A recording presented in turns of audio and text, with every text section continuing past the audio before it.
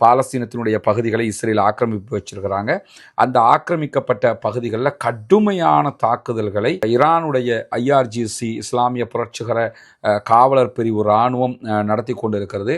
இன்றைக்கு வெளியாகி இருக்கக்கூடிய ஒரு சிம்ம சொப்பனமான செய்தி என்னன்னு கேட்டால், ஈரானுடைய ஏவுகணை தாக்குதல்கள் காரணமாக USS ஆப்ரஹாம் லிங்கன் விமானம் தாங்கி கப்பல் தாக்குதலுக்கு உள்ளாகி இருக்கிறது.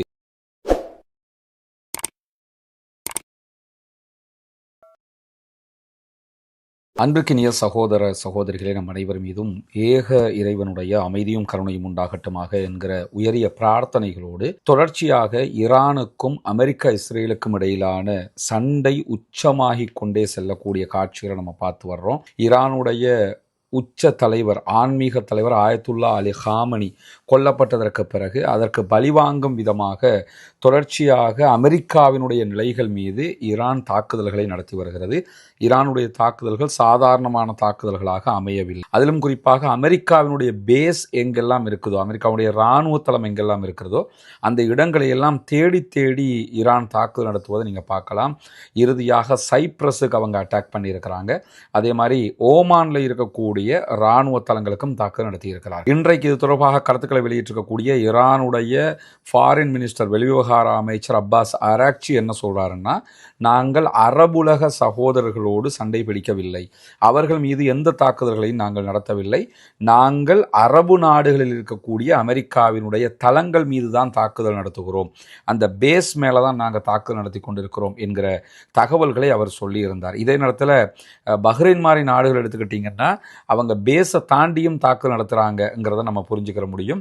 ஏன்னா மனாமாவில் இருக்கக்கூடிய ஹோட்டல் மேலே தாக்குதல் நடத்தியிருந்தாங்க, அங்கே அமெரிக்கர்கள் இருக்கிறார்கள் என்கிற காரணம் சொல்லப்பட்டது. அதே போன்று பஹ்ரைனில் இருக்கக்கூடிய உயரமான கட்டிடங்கள் மேலே எல்லாம் தாக்குதல்களை நடத்துகிறார்கள். துபாயினுடைய ஏர்போர்ட் மேலே தாக்குதல்கள் நடத்தியிருக்கிறாங்க. துபாயினுடைய டெர்மினல் 3 மேலே தாக்குதல் நடத்தியிருக்கிறாங்க. இது மாதிரி பல இடங்களிலும் அவர்கள் தாக்குதல்களை நடத்தி வருகிறார்கள் என்கிற செய்திகள் தொடர்ந்து வெளியாகிறது. கத்தருடைய உதய் போர்ட் மேலே தாக்குதல் நடத்துகிற அதே நேரம் கத்தருடைய பல பகுதிகளிலும் அந்த ஏவுகணைகளுடைய சிதிலங்கள் வந்து விழக்கூடிய காட்சிகளும் தொடர்ந்து பதிவாகி வருது. இதை தாண்டி நேற்றைய தினம் மாத்திரம் 30 இடங்களுக்கு மேல் அவங்க தாக்குதல் நடத்தியிருக்கிறாங்க. அதே மாதிரி ஈரானுக்குள்ள இஸ்ரேலிய ஆக்கிரமிப்பு இராணுவம் 30 தடவைகளுக்கு மேலே இதுவரைக்கும் தாக்குதல்களை நடத்தி இருக்கிறது. இப்படியான சூழல்ல தான் சற்று நேரத்துக்கு முன்பதாக 2 முக்கியமான செய்திகள் வெளியாகி இருக்கிறது. ஒன்று, மேற்கு ஜெருசலம் பகுதிகளில் இருக்கக்கூடிய இஸ்ரேலிய ஆக்கிரமிப்பு பகுதிகள், பாலஸ்தீனத்தினுடைய பகுதிகளை இஸ்ரேல் ஆக்கிரமிப்பு வச்சிருக்கிறாங்க. அந்த ஆக்கிரமிக்கப்பட்ட பகுதிகளில் கடுமையான தாக்குதல்களை ஈரானுடைய IRGC இஸ்லாமிய புரட்சிகர காவலர் பிரிவு இராணுவம் நடத்தி கொண்டிருக்கிறது. பலதரப்பட்ட ஏவுகணைகளை அவர்கள் தாக்குதல் நடத்தி கொண்டிருக்கிறார்கள். மேற்கு ஜெருசலம் பகுதி வெடிச்சத்தங்களால் கடுமையான சப்தங்கள் கேட்டுக்கொண்டிருக்கிறது என்கிற செய்திகள் வெளியாகி கொண்டிருக்கின்றன. எனவே மேற்கு ஜெருசலம் மட்டுமல்ல, இஸ்ரேலுக்குள்ள பல நகரங்கள் மேலே ஈரான் கடுமையான தாக்குதல் நடத்துகிறாங்க. அல் ஜசீரா அதனுடைய ஃபோட்டோ காட்சிகளை எல்லாம் வெளியிட்டுக்கிட்டே இருக்கிறாங்க.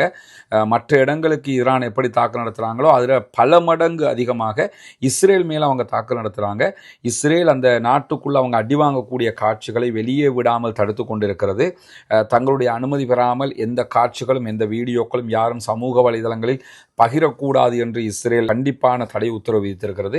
அதே போன்று அடி வாங்கினவங்க கூட இந்த இடத்துல நாங்கள் அடி வாங்கியிருக்கிறோம் வந்து காப்பாற்றுங்கன்னு சொல்லி லொக்கேஷன் கூட ஷேர் பண்ணக்கூடாது, ஏன்னா அதை பார்த்து திருப்பி அடிப்பான் நமக்கு. இந்த அளவுக்கு இஸ்ரேல் ஆடிப்போய் நிற்கிறது. அவர்கள் தாக்குதல்களை நடத்தினாலும் தங்கள் மீதான தாக்குதல்கள் விஷயத்தில் ரொம்ப பயந்த நிலையில் இருக்கிறாங்க என்கிற செய்திகள் வெளியாகி கொண்டிருக்கக்கூடிய நேரத்தில் தான் இதுவரைக்கும் ஈரான் மேலே நடத்தப்பட்டிருக்கக்கூடிய தாக்குதல்களில் உயர்மட்டத்தில் இருக்கக்கூடியவங்க, இராணுவத்தில் இருக்கக்கூடியவங்க என்று சொல்லி மொத்தம் 7 பேர் கொல்லப்பட்டிருக்கிறார்கள் என்கிற செய்திகள் வெளியாகி இருக்கிறது. குறிப்பாக ஆயுதப்படைகளுடைய உச்ச தளபதி அலுவலகத்தின் தலைவராக செயல்பட்ட பாசிச் மேஜர் ஜெனரல் கொல்லப்பட்டிருக்கிறார். ஏற்கனவே அலி ஷம்கானி கொல்லப்பட்டிருந்தார். அதே போன்று ஆயத்துல்லா அலி ஹாமனி கொல்லப்பட்டிருந்தாங்க. இது பாசிச் படைப்பிரிவினுடைய ஒரு ஜெனரல், அவர் கொல்லப்பட்டிருக்கிறார். முகமது ஷிராசி கொல்லப்பட்டிருக்கிறார். அதே போன்று ஈரானுடைய இராணுவம்னா IRGC கிடையாது, ஈரானுடைய ஃபோர்ஸஸ் தனியாக இருக்கிறாங்க. அந்த ஈரானுடைய ஃபோர்ஸஸினுடைய உளவுத்துறை துணைத் தலைவராக செயல்பட்ட ஜெனரல் ஷஹீத் சலே அசாதி அவர்களும் கொல்ல கொல்லப்பட்டிருக்கிறார்கள் என்கிற செய்திகள் வெளியாகி இருக்கிறது. இப்படி சில முக்கியமான தளபதிகள், இவங்கெல்லாம் உச்சகட்ட தளபதிகள் என்று கிடையாது, ஆனால் இராணுவத்தில் இருக்கக்கூடிய மேஜர் ஜெனரல் போஸ்டில் இருக்கக்கூடிய தளபதிகளாக இருக்கிறார்கள், அவர்கள் கொல்லப்பட்டிருக்கிறார்கள் என்கிற செய்திகள் வெளியாகி இருக்கிறார். அதே நேரத்தில் இஸ்ரேலுடைய பெய்ட் ஷமோஷ் பகுதிகளில் ஈரானுடைய ஏவுகணை தாக்குதல்களில் மீண்டும் 11 பேர் காணாமல் போயிருக்கிறார்கள். அதே நேரத்தில் 20க்கும் மேற்பட்டவர்கள் கொல்லப்பட்டிருந்தார்கள். மொத்தமாக எத்தனை பேர் கொல்லப்பட்டிருக்கிறார்கள் என்கிற செய்திகள் தெரியாது, ஆனால் 50க்கு மேற்பட்டவர்கள் படுகாயம் அடைந்திருக்கிறார்கள் என்கிற செய்திகள் தான் வெளிவந்து கொண்டிருக்கிறது என்கிறத இஸ்ரேலுடைய ஹரேட்ஸ் பத்திரிகை வெளியிட்டிருக்கக்கூடியதை நம்ம பார்க்க முடியும்.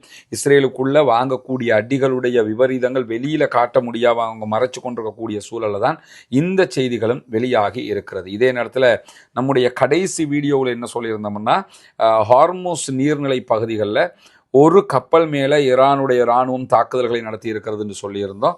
ஆனால் தற்போது வெளியாகி இருக்கக்கூடிய செய்திகள் பிரகாரம் அமெரிக்கா, அதே போன்று இங்கிலாந்துக்கு, பிரிட்டிஷுக்கு சொந்தமான எண்ணெயை ஏற்றி கொண்டு செல்லக்கூடிய டேங்கர் கப்பல்கள் இருக்குதா இல்லையா, அந்த கப்பல்களில் 3 கப்பல்கள் மேலே கடுமையான தாக்குதல்களை வளைகுடாவில், அதே போன்று ஹார்முஸ் ஜலசந்திகளில் நடத்தி இருக்கிறது ஈரான் என்கிற செய்திகள் வெளியாகி கொண்டிருக்கிறது. இந்த 3 கப்பல்களும் பற்றி எரிந்து கொண்டிருக்கிறது என்கிற செய்திகளும் வெளியாகி இருக்கிறது. ஏன்னா தொடர்ந்து அமெரிக்கா, இங்கிலாந்து என்று யாரெல்லாம் ஈரானுக்கு எதிராக இருக்கிறாங்களோ அவர்களுடைய கப்பல்கள் மேலும் ஹார்முஸ் ஜலசந்தியில் அவங்க தாக்குதல்களை நடத்தி கொண்டிருக்கிற அதே நேரத்தில் தான் இன்றைக்கு வெளியாகி இருக்கக்கூடிய ஒரு சிம்ம சொப்பனமான செய்தி என்னன்னு கேட்டால், ஈரானுடைய ஏவுகணை தாக்குதல்கள் காரணமாக USS ஆப்ரஹாம் லிங்கன் விமானம் தாங்கி கப்பல் தாக்குதலுக்கு உள்ளாகி இருக்கிறது. USS ஆப்ரஹாம் லிங்கன் விமானம் தாங்கி கப்பல் மேல ஈரானுடைய IRGC இஸ்லாமிய புரட்சிகர காவலர் பிரிவு நடத்தி இருக்கக்கூடிய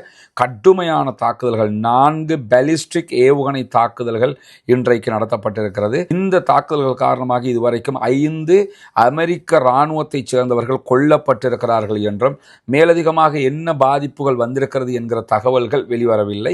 5 பேர் கொல்லப்பட்டிருக்கிறாங்கன்னு வந்திருக்குது. 5 பேர் கொல்லப்படுகிற அளவுக்கு தாக்குதல் இருக்குன்னா USS ஆப்ரஹாம் லிங்கன் மேலே ஒரு சாதாரண தாக்குதல் கிடையாது. 4 பாலிஸ்டிக் ஏவுகணை தாக்குதல்களை அவர்கள் நடத்தி இருக்கிறார்கள். அது கரெக்டாக தாக்கப்பட்டிருக்கிறது என்கிற செய்திகளும் வெளியாகி இருக்கிறார். அதே நேரத்தில் இன்றைக்கு ஈரானுடைய இராணுவம் வெளியிட்டிருக்கக்கூடிய தகவல்களில் நிலமும் கடலும் பயங்கரவாத ஆக்கிரமிப்பாளர்களுடைய கல்லறைகளாக மாறும் என்கிற வார்த்தையை அவர்கள் பயன்படுத்தி இருக்கிறார்கள். கடலாக இருந்தாலும் சரி, தரையாக இருந்தாலும் சரி, எங்களை ஆக்கிரமிக்க வரக்கூடியவர்களுக்கு அது கல்லறையாக மாறும். அப்படின்னா என்ன அர்த்தம்னா, நாங்கள் தரையிலையும் அட்டாக் பண்ணுவோம், கடல்லையும் அட்டாக் பண்ணுவோம் அப்படிங்கிறத சொல்லியிருக்கிறாங்க. அந்த அடிப்படையில் தான் இந்த தாக்குதல்களையும் அவர்கள் நடத்தி இருக்கிறார்கள். USS ஆப்ரஹாம் லிங்கன் மேலே தாக்குதல் நடத்துறதுங்கிறதெல்லாம் சாதாரணமான விஷயம் கிடையாது. அதை நம்ம பல தடவைகள் அவர்களுடைய பலத்தை பற்றி பேசி இருக்கிறோம். ஆயத்துல்லா அலி ஹாமனி ஒரு முறை பேசும்போது என்ன சொன்னார்னா, உங்களுடைய விமானம் தாங்கி கப்பல் என்பது ரொம்ப படுபயங்கரமான ஒரு விவகாரம் தான், அதையெல்லாம் சாதாரணமாக நாங்கள் எடை போடலை, அது மிக பயங்கரமான ஒரு இயந்திரம், ஆனால் அதை தாக்குகிற எங்களுடைய ஆயுதம் அதைவிட பயங்கரமானது என்று சொல்லியிருந்தார். அமெரிக்காவினுடைய கப்பல் மேலையெல்லாம் யாரெல்லாம் தாக்குதல் நடத்த முடியுமா என்றிருந்த நிலையில் தற்போது அமெரிக்காவின் USS ஆப்ரஹாம் லிங்கன் விமானம் தாங்கி கப்பல் மேலேயே ஈரான் தாக்குதல்கள் நடத்தியிருக்கிறது. இதிலே விமானங்களுக்கு ஏதாவது பாதிப்புகள் ஏற்பட்டிருக்கிறதா என்கிற தரவுகளும் இதுவரைக்கும் வெளியாகவில்லை என்பதையும் நம்ம புரிஞ்சு கொள்ள முடிகிறது. ஏன்னா அவங்களும் தரவுகளை மறைச்சிக்கிட்டு தான் வெளியே செய்திகளை சொல்லி கொண்டிருக்கிறாங்க. முதல் நாள் அட்டாக்லேயே 200க்கும் மேற்பட்ட அமெரிக்க இராணுவத்தை IRGC படைப்பிரிவு கொண்டிருக்கிறது. அந்த செய்திகளை கூட இல்லை, ஒன்றுமே நடக்கலை, தூசு மாதிரி இந்த மாதிரி அதை மறைச்சிக்கிட்டே தான் போகிறாங்களே தவிர வெளிப்படையாக ஒப்புக்கொள்ளவில்லை என்பதை நம்ம புரிஞ்சு கொள்ள முடிகிறது. எனவே ஈரான் தன்னுடைய தாக்குதல்களை உச்சமாக நடத்தி கொண்டே இருக்கிற இந்த நிலையில தான் அல் ஜசீரா ஒரு முக்கியமான கட்டுரையை வெளியிட்டிருக்கிறாங்க. டொனால்ட் ட்ரம்ப் ஈரானுடைய புரட்சிகர காவலர் பிரிவு, அந்த இராணுவ பிரிவுகள் அத்தனையுமே சரண்டராக சொன்னார். சரண்டர் ஆகல் என்று சொன்னால் உங்களுக்கு மரணம் நிச்சயம் என்றெல்லாம் அவர் கடுமையாக பேசியிருந்தார். ஆனால் அவர் பேசினதுக்கு பிறகுதான் கடும் தாக்குதல்களை ஈரானுடைய இந்த இராணுவம் நடத்தி கொண்டிருக்கிறது. எனவே அமெரிக்காவினுடைய அதிபருடைய பேச்சுக்கு அவர்கள் கொஞ்சம் கூட மரியாதை கொடுக்கவில்லை. அதற்கான காரணம் என்ன, யார் இந்த படைப்பிரிவு, இவர்களுடைய பின்னணி என்ன என்பதை பற்றியெல்லாம் ஒரு விவரமான ஆர்டிக்கலாக ஒரு செய்தியை வெளியிட்டிருக்கிறாங்க. அது தொடர்பான ஒரு தனியான வீடியோவை நம்ம வெளியிட இருக்கிறோம். அப்போ நம்ம IRGCயினுடைய பலம் என்ன, ஃபாஜில் படைப்பிரிவினுடைய பலம் என்ன, இது மாதிரியான ஈரானில் என்னென்ன படைப்பிரிவுகள் இருக்கிறது, அவர்கள் இதை எப்படி சமாளிக்கப் போகிறார்கள் என்கிற செய்திகளை பற்றியெல்லாம் தனியான ஒரு வீடியோவை நம்ம வெளியிட இருக்கிறோம். அதையும் நீங்கள் பார்க்கிற போது என்னவெல்லாம் நடக்கிறது என்கிற செய்திகளை தெரிந்து கொள்ள முடியும். இதே நேரத்தில் ஆயத்துல்லா அலி ஹாமனியுடைய மரணம் எப்படி சம்பவித்தது, அதனுடைய பின்னணிகள் என்ன, அதில் எப்படியான தகவல்களை எல்லாம் ஈரானுக்கு எதிராக மொசாது சேகரித்திருந்தது, அதே போன்று அமெரிக்காவினுடைய உளவு பிரிவுகள் சேகரித்திருந்தன, ஏன் அவர் உடனடியாக இலக்கு வைக்கப்பட்டார் என்பது தொடர்பாகவும் ஒரு தனி வீடியோவாகவே நம்ம வெளியிட இருக்கிறோம். அதையும் பார்க்கும்போது உங்களுக்கு இன்னும் நிறைய தகவல்கள் கிடைக்கும். எது எப்படி போனாலும் ஆயத்துல்லா அலி ஹாமனியை கொன்றதை ஒருபோதும் நாம் ஏற்றுக்கொள்ள முடியாது. ஜனநாயகத்தை நேசிக்கக்கூடிய யாருமே அதை ஏற்றுக்கொள்ள மாட்டார்கள். ஒரு நாட்டினுடைய ஒரு சுப்ரீம் லீடர், அவர் அந்த நாட்டுக்குரிய லீடராக இருக்கிறாரு. கண்ட ஆக்கிரமிப்பாளர்களும் போய் நாங்கள் ஆக்கிரமிக்கிறோம்ங்கிற பேரில் ஒரு லீடரை கொள்றதுங்கிறது இன்னைக்கு அவருக்கு நடந்தால் நாளைக்கு இன்னொரு லீடருக்கு அது நடக்கும். கடந்த காலங்களில் சதாமுக்கு நடந்தது, இன்றைக்கு ஆயத்துல்லா அலி ஹாமனிக்கு நடந்திருக்கிறது. அதே போன்று கடந்த காலங்களில் இதே மாதிரி தான் கதாஃபிக்கு நடந்திருந்தது. அதை நிக்கோலஸ் மதுரோவை போய் தூக்கிக்கிட்டு போனாங்க.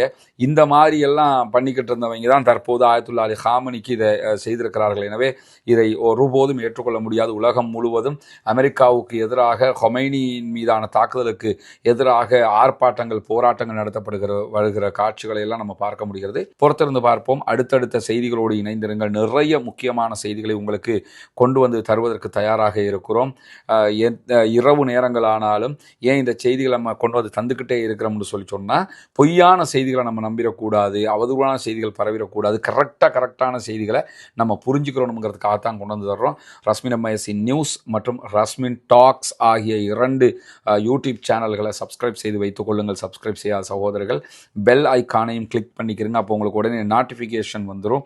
அதை தாண்டி நம்முடைய ரஸ்மின் எம்ஐஎஸ்சி அஃபீஷியல் என்கிற வாட்ஸ்அப், அதே போன்று டெலிகிராம் சேனல்களையும் இணைந்து கொள்ளுங்கள்.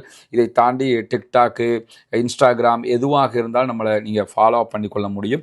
இந்த செய்திகளை உடனுக்குடன் உண்மையான செய்திகளை கொண்டு வந்து தருவதற்கு நாம் முனைப்பு காட்டி வருகிறோம். வல்ல ரஹ்மான் நம் அனைவருக்கும் அருள் புரிவானாக. புனிதமிக்க ரமலானுடைய மாதத்திலே ஆக்கிரமிப்பாளர்களுக்கு எதிராக பிரார்த்தனை செய்யுங்கள். அமைதி திரும்ப வேண்டும் என்று அல்லாஹ்விடத்திலே கேளுங்கள். அன்பிற்கினிய சகோதர சகோதரிகளை நம் அனைவர் மீதும் ஏக இறைவனுடைய அமைதியும் கருணையும் உண்டாகட்டுமாக என்கிற பிரார்த்தனைகளோடு, நமக்கெல்லாம் தெரியும் கடந்த ரமலானுடைய மாதத்தில் இஸ்லாத்தை ஏற்றுக்கொண்ட ஒரு 14 குடும்பங்களுக்கான வீடுகளை கட்டுகிற ஒரு பணியை நம்ம ஆரம்பிச்சிருந்தோம். அல்லாஹ்வினுடைய உதவியால் நீங்கள் செய்த தான தர்மங்கள், ஜகாத் நிதிகளால் அல்ஹம்துலில்லாஹ் 5 குடும்பங்களுக்கான வீடுகள் முழுமையாக கட்டி கொடுக்கப்பட்டு அவர்களுடைய கைகளிலேயே ஒப்படைக்கப்பட்டு விட்டது. கடி சந்தோஷம் கட்டி தந்தது. இது உங்களோட வீடு. இனி ஃபௌமி வேலை நடக்குதாண்டெல்லாம் பார்க்க வர மாட்டார். வேலையெல்லாம் முடிச்சுட்டு வந்தாங்க. சரிதானே? உங்களுக்கு எப்படிமா சந்தோஷமா? நிறைய பேருக்கு உதவி செஞ்சிருக்கிறாங்க. அவங்களுக்கு என்ன சொல்ல நினைக்கிறீங்க? எங்களுக்கு இவ்வளவு தந்தது எங்களுக்கு மிச்சம் நன்றி. துவா செய்யுங்க. சரியா?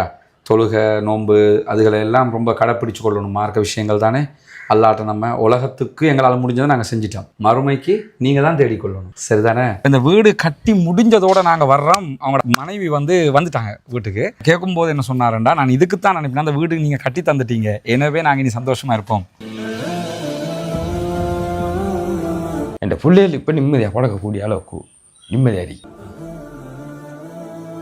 அல்லாஹ் அவங்களோட எண்ணங்களை பேசாக்குவான் இன்ஷா அல்லாஹ். ரொம்ப மகிழ்ச்சியான தருணங்களாக அந்த தருணங்கள் இருந்தது. காரணம் என்னன்னா, இஸ்லாத்தை புனிதமிக்க வாழ்க்கை நெறியாக அவர்கள் ஏற்றுக்கொண்டிருக்கிறார்கள். ஏற்றுக்கொண்டவர்களுக்கு ஒரு வாய்ப்பாக அவர்களுடைய வறுமை நிலையை போக்கும் விதமாக இந்த சந்தர்ப்பம் அமைந்திருந்தது. அந்த அடிப்படையில் மீதமுள்ள 9 குடும்பங்களுக்கான வீடுகளை கட்ட வேண்டிய தேவை நமக்கு இருக்கிறது. நம்ம ஒட்டுமொத்தமாக கோடிக்கணக்கில் காசை கொண்டு வந்து வச்சு இந்த பணிகளை பண்றது இல்லைங்கிறது உங்களுக்கு தெரியும். நம்முடைய வீடியோவை பார்க்கக்கூடிய மக்களுக்கு கன்வே பண்றோம். அந்த மக்கள் தரக்கூடிய பொருளாதாரத்தை கொண்டுதான் இந்த வேலைகளை நம்ம செஞ்சுக்கிட்டு இருக்கிறோம். குறிப்பாக இந்த பணிகளுக்காக 100 ரூபாய், 200 ரூபாய், 500 ரூபாய், 1000 ரூபாய் என்று சின்ன சின்ன தொகைகளை கூட தந்து உதவிய பெருமனது கொண்ட சகோதர சகோதரிகளை நம்ம பார்த்திருக்கிறோம். அதே மாதிரி லட்சங்களில் உதவி செய்த சகோதர சகோதரிகளையும் பார்த்திருக்கிறோம். ஒவ்வொருத்தருக்கு எவ்வளவு முடியுமோ அந்த அடிப்படையில் நமக்கு அதை தந்து உதவி இருக்கிறார்கள். அதன் அடிப்படையில் தான் 5 வீடுகள் கம்ப்ளீட்டடாக நம்ம கட்டி கொடுத்திருக்கிறோம். அல்ஹம்துலில்லாஹ். இப்போது நம்ம இருக்கக்கூடிய இந்த பகுதிகளில் 4 வீடுகள் கட்டுவதற்கு போடுவதற்குரிய ஏற்பாடு நடந்து கொண்டிருக்கிறது. 2 வீடுகளுக்கான அத்திவாரம் போட்டிருக்கிறோம். இந்த அத்திவாரம் தித்வா புயல் வர்றதுக்கு முன்னாடி போட்டது. புயல் வந்ததோடு அந்த புயல் பணிகள் அந்த வேலைகளால் நமக்கு இதெல்லாம் நிறுத்தி இருந்தோம். அதனால தான் நம்ம விளம்பரங்களும் அது தொடர்பாக எங்கேயுமே போடலை. தற்போது புனிதமிக்க ரமதானுடைய மாதத்தை அடைந்திருக்கிறோம். நபிகள் நாயகம் ஸல்லல்லாஹு அலைஹி வஸல்லம் அவர்கள் காற்றை விட வேகமாக ரமலானிலே தர்மங்களை செய்வார்கள், தான தர்மங்களை அள்ளி கொடுப்பார்கள் என்கிற நபிமொழிகளை சஹீஹுல் புகாரி, முஸ்லிம் உள்ளிட்ட நபிமொழி கிரந்தங்களில் நம்ம பார்க்குறோம். ஏன்னா அவ்வளவு அதிகமாக ரசூலுல்லாஹ் தான தர்மங்களை செய்து கிடைக்கிறதையெல்லாம் கொடுத்து நன்மைகளை சேகரித்துக் கொள்வார்கள். அதே நேரத்தில் அல்லாஹு தாலா திருமறை குர்ஆனில் ஜகாத்து பெறுகிற கூட்டத்தினரை பற்றி 8 கூட்டத்தினருக்கு நீங்கள் ஜகாத்து வழங்க முடியும் என்று சொல்லும்போது அதிலே ஒரு கூட்டத்தினராக முஅல்லஃபத்துல் குலூப், இஸ்லாத்தின் பால் உள்ளங்கள் ஈர்க்கப்படுகிறவர்கள் என்கிற ஒரு பிரிவினரையும் நமக்கு காட்டி தருகிறான். எனவே இஸ்லாத்தை ஏற்றுக்கொள்ளுகிற சகோதரர்களுக்காக ஜகாத்து நிதிகளை கொடுக்க வேண்டியது கடமையாக இருக்கிறது. ரமதானுடைய காலத்திலே ஜகாத்துகளை கணக்கு பார்த்து ஏழை எளிய மக்களுக்கு கொடுக்குகிற சகோதரர்கள் இந்த பணிக்காகவும் ஒரு போர்ஷனை ஒதுக்குங்க. உங்களால் முடிஞ்ச ஒரு தொகையை முன்னால் தெரிகிற நம்முடைய ஹியூமனிஸ்ட் பீப்புள் ஆர்கனைசேஷன் என்கிற ஆர்கனைசேஷன் அக்கௌண்ட்டுக்கு நீங்கள் வைப்பிலிட முடியும். அதே நேரத்தில் வெளிநாடுகளில் இருக்கக்கூடிய சகோதரர்கள் இந்த குறித்த அக்கௌண்ட்டுக்கு வைப்பிலிட முடியாது என்று சொல்லுகிற போது அதில் முன்னாடி தெரிகிற என்னுடைய வாட்ஸ்அப் நம்பருக்கு நீங்கள் தொடர்பு கொள்ள முடியும். உங்களுக்கு எப்படி நீங்கள் பணம் அனுப்பணும் என்கிற வழிமுறைகளை நம்ம லீகலாக சொல்லித் தருவதற்கு கடமைப்பட்டிருக்கிறோம். எனவே நாமே ஆரம்பித்த பணி நாமே முடிக்க வேண்டும் என்கிற அடிப்படையில் நம்ம அத்தனை பேரும் சேர்ந்து 1000 ரூபா 2000 ரூபா லட்சங்கள் என்று எது நம்மளால் முடியுமோ அதை போட்டு இன்னும் ஒரு 9 வீடுகள் கட்டி முடிக்க வேண்டி இருக்கிறது. இந்த பணியில் அத்தனை பேரும் இணைந்து கொள்ளுங்கள். உங்களுடைய ஜகாத்து தான தர்மங்களை ரமலானுடைய காலத்திலே இதற்காக வழங்குங்கள். வாரி வழங்குகிற போது நாளை மறுமையிலே அல்லாஹு தஆலா உயர்தரமான ஜன்னத்துல் ஃபிர்தௌஸிலே உங்களுக்கான அழகான ஒரு வீட்டை தருவதற்கு காத்து கொண்டிருக்கிறான். ஏழை எளிய மக்களுக்காக உழைப்போம், அவர்களுக்காக கொடுப்போம். நாளை மறுமையில் நிரப்பமான கூலிகளை பெற்றுக்கொள்வோம். எனவே இதற்காக உதவி செய்யுங்கள் என்கிற பணிவான கோரிக்கையோடு முடித்துக் கொள்கிறேன்.